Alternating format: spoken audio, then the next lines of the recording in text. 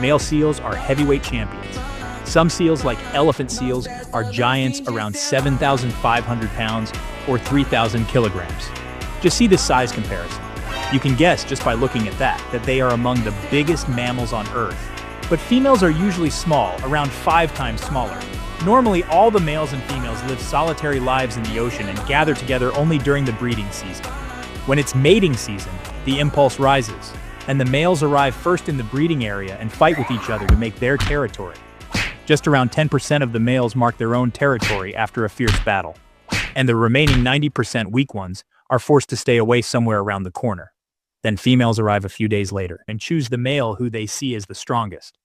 If a male sees someone interesting, he will forcefully drag them to his harem. Sometimes those forced ones are unwilling and too small, immature females. A single male can get as many as 100 females for his harem, and after all the females have gathered, male checks which ones are ready to give birth and which ones are fresh. Because most of the females were pregnant from previous mating, they need to give birth and take care of the calf for around 3 weeks.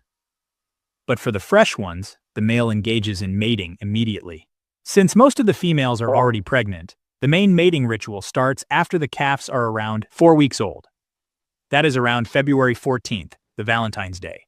From this time to the end of March, what they do is just mate. Male mates with all his harems turn by turn non-stop for 1 month around. The unwilling ones are forced into mating. First, he climbs over the unwilling female, immobilizes her in the position, and then starts mating. This may cause bone fractures and even death in some cases. Well, the small, immature ones are treated the same way. If any of his female tries to leave the harem during the mating season, the male will use force if necessary to keep her inside the territory. During the mating season, a male loses around 30% of his body weight.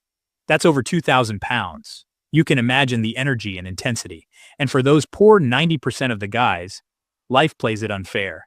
They have got just 1 or 2 to mate with, so they search for anyone. Literally anyone.